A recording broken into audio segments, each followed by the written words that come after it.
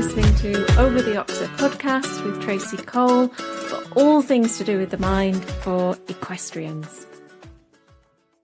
This week, I'm really thrilled to be chatting to a really good friend of mine, Carrie Turner. She's a rider, she's a trainer, she's also a small business owner. She owns an equestrian retail online business, and she's an NLP master practitioner, and she does hundreds of other things as well. But time is short. We don't list every single thing. So welcome, Carrie. Hi, thank you. Thank you for having me. Very excited. Tell us about all of your horses, because you've got loads. I've got 5 horses, yes. Not loads, only 5. Well, actually, I've only got 4 plus 1. So one's not mine, technically. It's my mum's. Oh, okay. But you look after them all. I do, yes. And yeah, I love them all very, very dearly. So, yeah. And tell us a little bit about them. Oh, I'll have to stop. So this week, I'm really thrilled to welcome a very good friend of mine, Carrie Turner, onto the pod. And she's a rider, she's a trainer, she's a small business owner. She's got an equestrian retail business, and she's an NLP master practitioner, amongst other things. So welcome, Carrie. Hi, thank you. Thank you for having me. So tell us, start off and let's chat about your horses first of all. So you've got 5 horses, or 4 plus 1. 4 plus 1, yeah. Yeah, so 1 is my mum's pony. So yeah, it's 4 plus 1 in my eyes. But you still look after 5, don't you? I do, yeah. On a daily basis, I do 5 horses. So, and they're not field kept horses either. They're stabled and have all their luxuries and go out in the day, obviously. But yeah, 5 horses on a daily basis. Yeah, that's a lot for one person when it's not your job. You've got other responsibilities as well. So they're all in different stages of competing and training, aren't they, in different ages? Tell us a little bit about them. So, well, my main horse at the moment is Jasper. He's a horse I've had since 2 years old. So I backed him, produced him. He's now working towards PSG. He's a little bit behind on his education because he is very, very hot. So we take things very, very simple with him. So he enjoys basically every workout that he does, and that's the main priority. So yeah, that's Jasper. He's the apple of the eye. And then Galante, who's a PRE. He's an Andalusian horse. He was the top horse, but unfortunately had a big accident in his stable and injured himself quite badly. So he's like sort of retired at the moment. He's totally sound, happy and well, but sort of retired. Then I've got Evie, who is my 14-year-old mare. Again, she's another one I've had since day dot. I bought her when she was a week old from the stud. I was looking for a 2-year-old and ended up with a 1-week-old foal. Obviously, I didn't bring her home. She was there for quite a while until I brought her home. But I think I brought her home as a yearling. And then obviously I backed her, produced her. She's not been the easiest mare. She has a lot of mare issues and has been quite hard on herself over the years. So we decided that actually early retirement for her would be the best thing. So she's another field ornament of mine. Then we've got Margot, who's my mum's pony, who I do work with a lot. She's a lovely gypsy cob. She was rescued as a foal. So she has quite a horrible story. And it's taken a lot of work with her to get her even to like people. I thought I was taking on something that was easier than she was. She has a lot of mental baggage. And then the latest one is Soldado. He is a 15-month-old pre, another Andalusian horse, and he's from Mill Park Stud, in Leicester. And Mandy Wheatcroft bred him, and he's absolutely beautiful.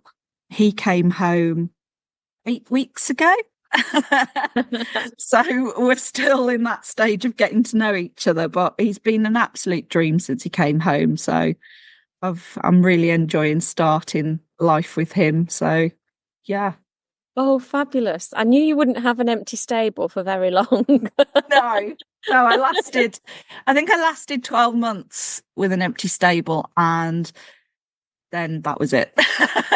Yeah. Oh, lovely. So, I mean, you have an awful lot to do around the yard with 5 horses to look after, and then you've got various other animals around the place, haven't you? I know because I've visited when you had the shop. I remember we took some eggs from you, and you had how many chickens have you got? I think we've got 12 chickens at the moment. Yeah, yeah. And And dog, then, cat. yeah, 2 dogs now. Sadly, we lost one this year. And we've got 3 cats. Again, sadly, we lost one this year. It's been a bit of an emotional turmoil this year. But we've also got 2 feral cats as well, which live in the barn, and one lives in one of the chicken coops as well. So, Oh, that's interesting. yeah. Oh God. So it doesn't go after the chickens. No, no, she's lovely. She's absolutely lovely. She's lived here for around 4 years now. Tried our desperate to actually get to talk to her, but can't. I've got to the point now where I can almost touch her nose, but that's as close as she'll let us go. And what I'm kind of building up to is that there's a lot going on around your place. And as well as that, you run Divine Equestrian. So what Do. made you start Divine? Divine was a dream that started probably 20 years ago. I always wanted to open a store, always wanted to. And unfortunately, timing wasn't right. It takes an awful lot to open an equestrian retail. And 10 years ago, nearly, it was just the right time, right situation. I had a little bit of savings.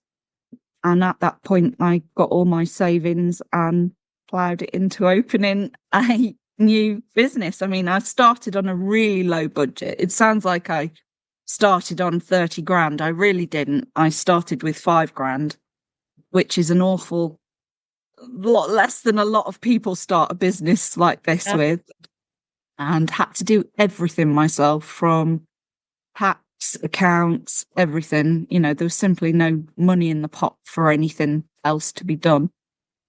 And that's how I started.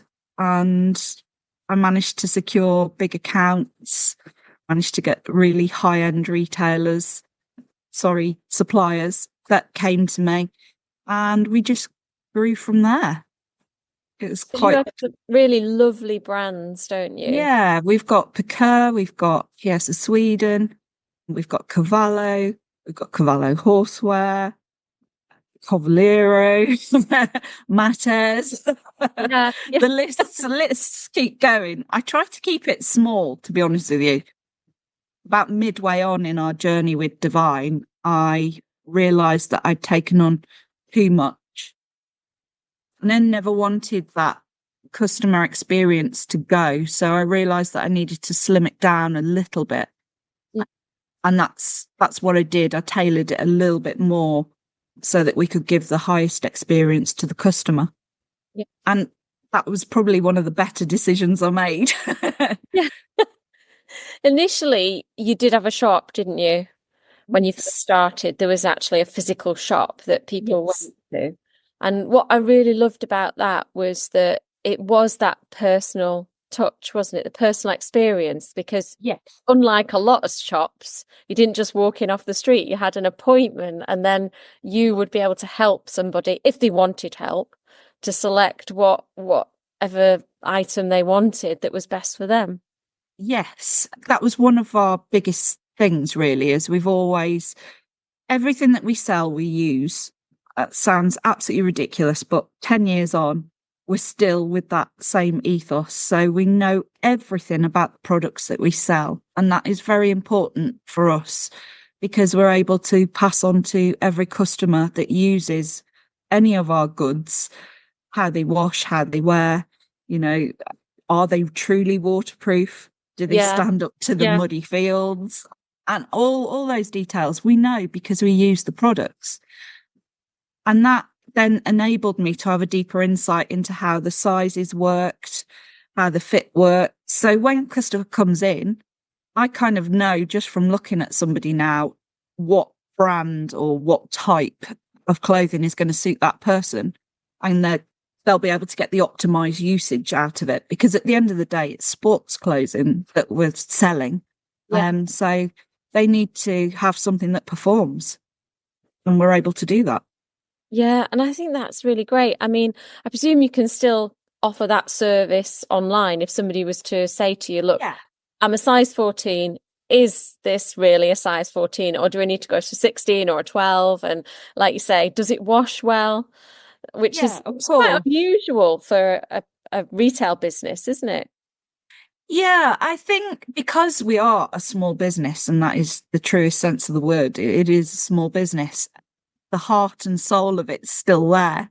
Yeah. So our utmost respect is to our customers. I never, ever want a customer to go away feeling like they didn't get service and that they weren't happy with it. If they're not happy with it and they're genuinely not happy with it, I'd be heartbroken. Yeah, So yeah. I really try my absolute hardest to give that help and knowledge, or anything that they need, they get. And that goes for online, it goes for in person, it goes for when we're at shows. We try our hardest. Yeah. And the shop is still there. It's still a functioning shop. It's just closed at the moment. Whether that opens again at the moment, I'm not 100% sure. It'll just seen. Yeah. Yeah. I mean, that brings us on to the reason why it's temporarily closed, if you like. And that is your recent or relatively recent diagnosis, isn't it, of this autoimmune condition?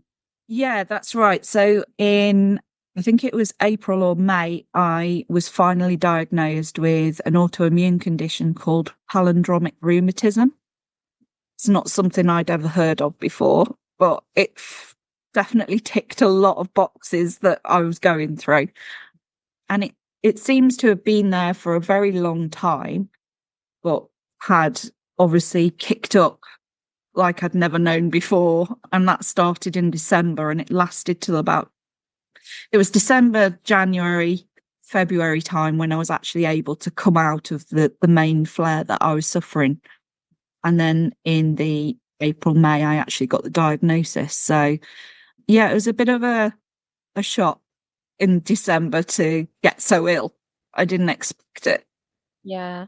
And I mean, you thought you had arthritis, didn't you? Is that right? Yeah, so when I was a child, I was diagnosed with rheumatoid arthritis, and nothing was ever really done about it. We just carried on. And I actually didn't know that I'd had a positive result for rheumatoid arthritis. I always thought it was osteoarthritis.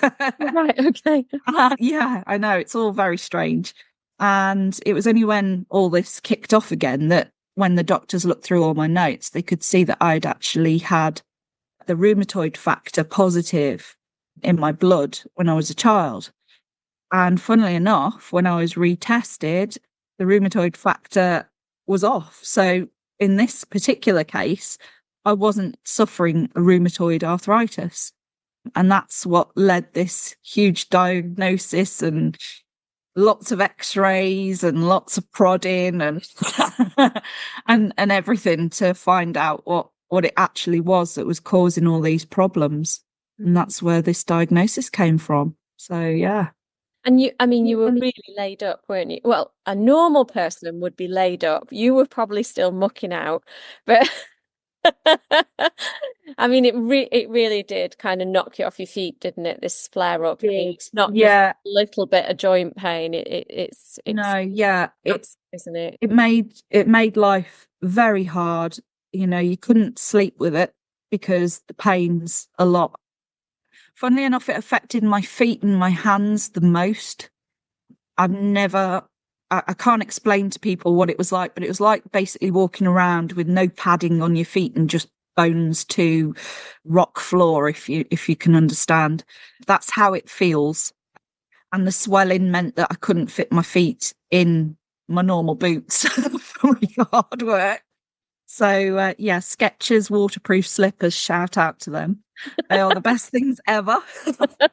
And I was able to carry on doing. My mum helped me a lot. I mean, without her, I would have been lost. But slowly and surely, during that time, we got the yard sorted every day and the horses done. So yeah. Of course, that was winter time as well. Yeah, winter time, and they were in because we'd had that awful flooding. Yeah. So yeah, last winter was hideous. Yeah, to say the least, to say the least. So you got your diagnosis April, May time. What did they tell you, going forward? Were there things that you needed to avoid or things you needed to do? Yeah, so one of the things was obviously in December, obviously I was very, very unwell. And I remember thinking to myself, I think it was Christmas actually, when we were all in the throes of partying and I couldn't party at all because I couldn't go out anywhere because I couldn't walk. And I was thinking, what can I do to try and help this situation? Because I knew that there was obviously big levels of inflammatory things going on in my body because my body had swelled up. So I stopped drinking.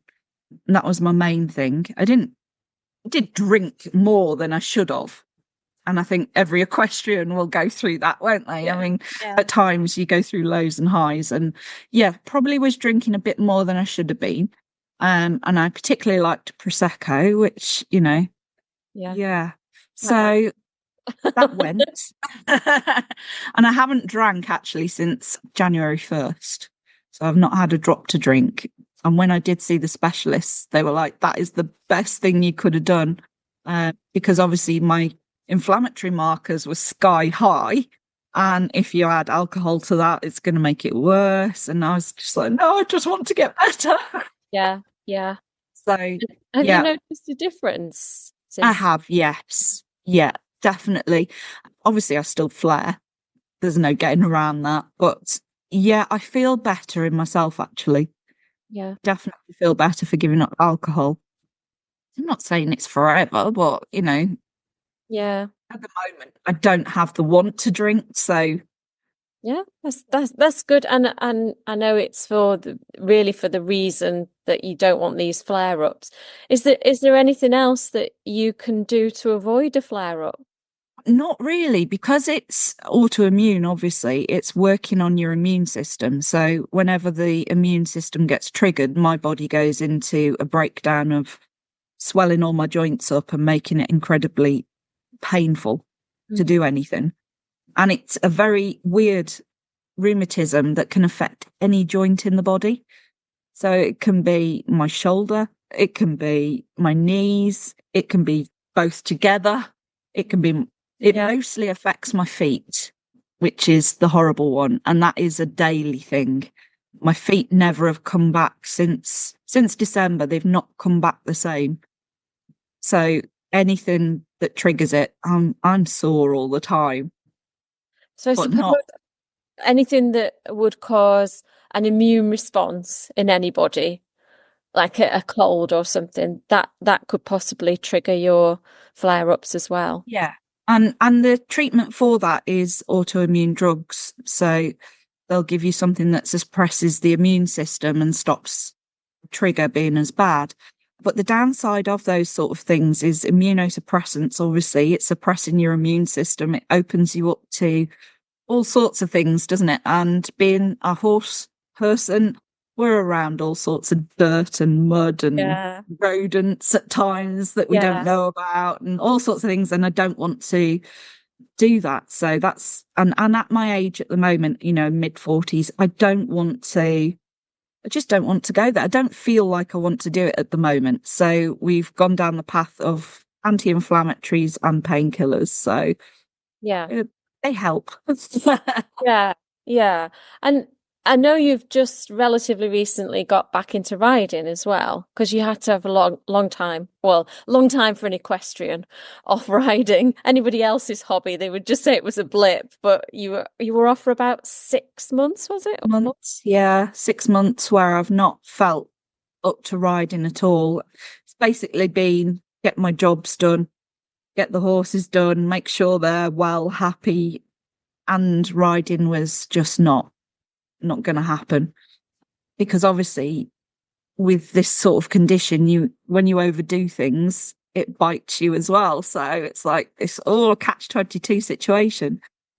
So yeah, I started about 3 months ago, just sitting back on, enjoying life, trying not to overdo it. Yeah, I'm back to a point now where I actually put the throttle down the other day and we had a play with Piaffe Passage and some changes. And I got to the point where I was like, no, that's enough. I can't do any more. Yeah, yeah, But it was lovely that I was actually able to do that. And hopefully I'll just keep getting stronger and stronger now. yeah, yeah. So how does it affect you physically with your riding? I mean, apart from being really protective of yourself, can you still like give aids in the same way or Yeah, it's not yeah, actually, obviously, if I'm in a flare, I can't ride yeah, because you're in pain. And I don't want to get on the horse and not give it 110%. yeah.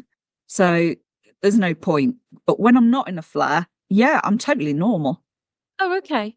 Great. Yeah, you wouldn't know, Yeah. even when I'm in a flare, you wouldn't really know because I'm painkillered up most of the time anyway. So But I mean, I said this to you before, most people wouldn't know anyway with you, even if you were in a flare up, unless they were close to you, they wouldn't know because you're so good at carrying on and keeping going. And I, how do you manage that? How do you keep going? well, there's no other option, is there? What other option is there? Stop and do nothing. That's never been an option for me. So mindset wise, the option is not there. Mm, So that's how I do it.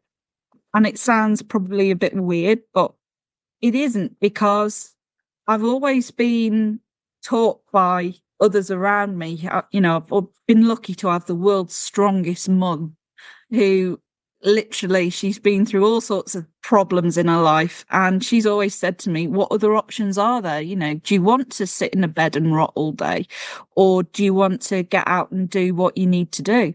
And yeah. yeah, of course you do. You want to get out there, don't you? And you want to do what you need to do and Yeah. feel it makes you feel better anyway, just doing that. So yeah, there's no other option for me. Do you think you've had that mindset then from being a child? Because you had I don't know whether it was rheumatoid arthritis or whatever. Yeah, so Yeah. that started as like a juvenile thing, which they always said, it's there. They gave me painkillers and cracked on and I always thought that obviously there was problems there and it just carried on. I mean, as a child, it did used to upset me a lot because it used to really center around my left knee and my left knee would swell up like there was no tomorrow. And I'd be up all night as like an 8-year-old child. And my mum would be, tearing her hair out basically because she'd be up with me, obviously. But yeah, it just carried on. There was no, my parents, like, probably a bit old school. My dad is especially. He's a baby boomer, so Yeah. he's probably very much, don't talk about it, just carry on. Whereas I'm like, no, I'll talk about it. Let's talk Yeah. about it. Yeah. Yeah. But yeah, carry on. There's no other option. Yeah, so So you've just done it. You've just almost developed that natural way of being quite stoic about it and thought, yeah, well, what's the other choice? What's the alternative? So yeah, do I you, mean, I do obviously feel for people with disabilities, but I do think that there is a power in movement. Mhm. And if you can just move, just even that little bit, and set yourself a goal every day of just doing that little bit more, just push yourself that little bit more. I think it does so much for your mindset on a daily basis. that you can start to not think about your disability as much. Yeah, yeah. And I suppose for you, because it has become almost something routine, you're used to this kind of thing, even though you've now got a diagnosis for it. But what advice would you give to somebody who has got a recent diagnosis of something physical and they're feeling the frustration of not being able to ride? They feel like they're being left behind, or the people are riding, they're not. What advice would you give them?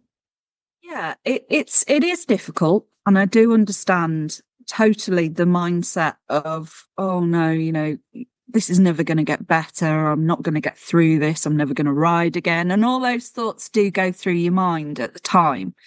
And I think really you do have to put things in perspective, that I hate to say the old adage, but things could always be a lot worse. And I think if you've got a condition such similar to mine, where, you know, I am not bedridden and I refuse to be bedridden, I think that you can push through a little bit, and you need to just try your hardest not to focus on everything around you and just focus on the little things, like making a lifestyle change that tries to help with the inflammation or tries to help with the mindset.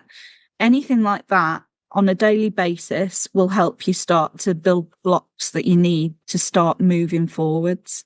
And that's how you have to think, because things don't get better straight away. So it's not going to happen overnight, but you do have to just move those blocks every day, just a little bit, and just push as much as you can. Yeah, yeah. And I suppose I should give you a bit of a shout out, because you are an NLP master practitioner. If somebody was having those mindset issues, they can always contact you, can't they? Yeah, Because you definitely. understand completely what somebody is going through in terms of their mindset, but also depending on their condition, you understand the physicality, then Yeah, you might be the person to, that someone could speak to and work with. definitely. I mean, I know I sound extremely upbeat and, positive about what goes on, but yeah, there are down days. I'm a human being. You get down days, and you get really nasty down days where you're like, oh, I can't carry on like this. I'm sick of all this. You do get it. And it's one of those things where now I just take the pressure off myself. If I get a down day, it's a down day. It's not going to be the best day ever, but it's not the end of the world. Tomorrow comes and it's probably an awful lot better. And even if it isn't, just move that block a little bit and just take the pressure off yourself, and, try and make things a bit better for yourself. Go and have a shower, try and have a little walk if you can, and things like that, just to try and help that mindset to just switch a little bit over to the brighter side. Yeah. And that's how I deal with it. Yeah. What's on the horizon for you? Have you got any plans for your riding? I did have loads of plans before this happened. I mean, I was like, oh, I'm going to get my horse to GP and going to do this, going to do that. And to be honest with you, I took the pressure off myself completely. So at the moment, no plans at all, which is crazy. Have you ever had a time in your life when you've had no horsey plans? Yeah, I have, when horses have been injured. And it's been the only horse I've got that I can ride, and he's been injured and off, and you don't know whether they're ever going to come back sound. And yeah, so yeah, I have, but I've never had it where it's been me who's made Yeah. that decision. It's always been an outside factor, like, horses trying to murder themselves as they do on a daily basis, don't they? So yeah, I've never had it where it's come from the other side, where it's actually been me who's gone, no, take the pressure off. And that, I suppose that's it as well. Because you are quite a driven person anyway, you're not going to just sit and walk and walk around, are you? You are going to, like you said, you were doing a bit of PF and that kind of thing the other day. So I suppose because of that, you've still got almost self-accountability. You are moving a little bit forwards and schooling and so on. So even if you haven't got the specific goals now that you want to do this competition or you want to enter this or you want to get to GP, I suppose you've got a new set of goals. Yes and no. I have actually had the moments where I literally get on and walk around in the arena these days. Yeah. And it's literally feeling it out because I'd had so long off. Like I say, I think I said to you earlier, I still don't feel up to fitness with riding by a long way. So it's very much suck it and see. Right. The horse is fit. The horse is ready and he stayed fit throughout, which is brilliant. But I'm not so fit when it comes to the riding front. I mean, yeah, okay, I do 20, 30,000 steps a day, but I'm not actually, I'm not actually riding fit at the moment, which is crazy. So I'm very much taking it easy with myself. Yeah. So, if I get on one day, even if I just ride for 20 minutes, if that's in walk the whole time, I don't care anymore. I'm out there, I'm doing it. So I've really taken the pressure off myself. Not that I don't want to compete, I do, but I think that will come as I hopefully get fitter. Yeah. Yeah. Yeah. So what have the specialists said about your condition? Is it going to be now just kind of like a plateau, or is it going to get any better, or do you know how it's going to go? Um, yes and no. There is a potential for palindromic to turn into rheumatoid. So that could expand that way, or it could just stay as it is. With an autoimmune condition, I think they can go through periods of dormancy, but I'm not sure because, to be honest with you, I don't spend that much time trying to find out. I just carry on as usual. Yeah. I just don't like to dwell on things. So as far as I'm aware to myself, it doesn't exist. Oh, wow. Yeah. Yeah. um, so it's not something that comes in my mind. I don't think about it. And it's not that I'm trying to suppress it as such. I know it's there. But again, I just don't dwell on it because, yeah, there's a label on something that I've been suffering for a long time. Mm, But, what difference does it make that I've now got a name for it? Not yeah. much. The only good thing is that the doctors have supplied me with better painkillers. Uh, so now they've got a level of understanding as to my condition and they're able to support me a bit better.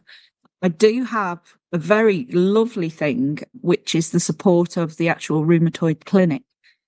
So when I am going through flares, I have a phone number that I can ring, and the lovely people on the other end of the phone will deal with me. Sometimes they'll want to see me. Other times they'll obviously talk to my doctors and try and support me in that way with even better painkillers. But it's nice to have that little bit of support. And that's all through the NHS, which is amazing. So, Yeah, fabulous. My mum has rheumatoid arthritis. She's had that, oh, I couldn't tell you how many years, maybe 40 years or something like that. But they've got the balance of drugs just right for her. And you wouldn't know because she does Zumba, she goes out walking. You really wouldn't know that she had anything at all. So even if yours turns into rheumatoid, there's always something, isn't there? There's yeah, always, definitely. and they're also researching and developing new medicines and yeah. Yeah, and it is what it is, isn't it? At the end of the day, things happen out of your control. If I Yeah. was to sit here going, "Oh no, it might turn into rheumatoid," and because at the moment palindromic does not affect your joint, so it affects your joint when you're in the flare, but it doesn't damage the actual joint. So that is the better thing about palindromic. But yeah, if you did turn to rheumatoid, then obviously the damage happens and it's not very nice. But it is what it is. I'm not going to sit here worrying about it, quite frankly. No, no, no, absolutely not. No. So what else is on the horizon for you? So, as I think I spoke to you earlier, Divine turns 10 next year. Mm. So I'm hoping to obviously celebrate that, because that would be lovely, because I can't believe it's been 10 years that I've been running a small business for. No, I couldn't. And, we said, and I thought, oh, it must be about 4 years, but 10 years in May. Wow. Yeah, which is quite a feat, isn't it, for a small business in Yeah, this yeah. climate? And, Um, there's a lot of similar businesses or selling similar things. Let's say they don't do it the same way as you, but you're not the only one, so you have to kind of stand out a little bit, don't you? So to have stood out yeah, for 10 years is yes, pretty phenomenal. yeah, it's absolutely crazy, really. I always hoped I'd get to that margin of 10 years, but you never know, do you? It's No. been a long, hard struggle. I mean, we've gone through COVID, we've gone through Brexit, we've gone through Yeah. all sorts of challenges through that 10 years, which some businesses that started before us never had to go through any of that, Yeah. because they'd already built up their stock and presence, and they were able to weather the storms an awful lot easier than I did. But yeah, we did it. Yeah, fantastic. I think that's really wonderful. And you've been really kind, really generous. I'm going to put this into the description box for the listeners, but you've offered a 15% discount as well on the autumn winter collection out of the sale and stuff as well. So that's Yeah, lovely. Thank you so much for that you're one. welcome. Very welcome. So people can treat themselves and have a little bit of a discount. So where can we find you? Where are you on the internet, on Facebook and other socials? Yeah, so we're on Facebook, and that's very simple to find. It's just Divine Equestrian. You'll find us there. We have our website, which is www.divineequestrian.co.uk. We also are on Instagram, and that one is Divine Equest. So yeah, and we are on TikTok as well. Oh, So I see you on TikTok. you can find us on there as well. We don't do that much on TikTok, because I do not like being in front of the camera. So so that's another little challenge for myself. Brilliant. So I will put all of that down into the description box so people can contact you. They can have a little look around your website, join your page on Facebook and so on, and follow you on Insta. Thanks ever so much, Carrie. I know you're a very busy lady and you've taken precious time out of your day to come and chat with me. So thank you so much. You're more than welcome. Thank you for having me.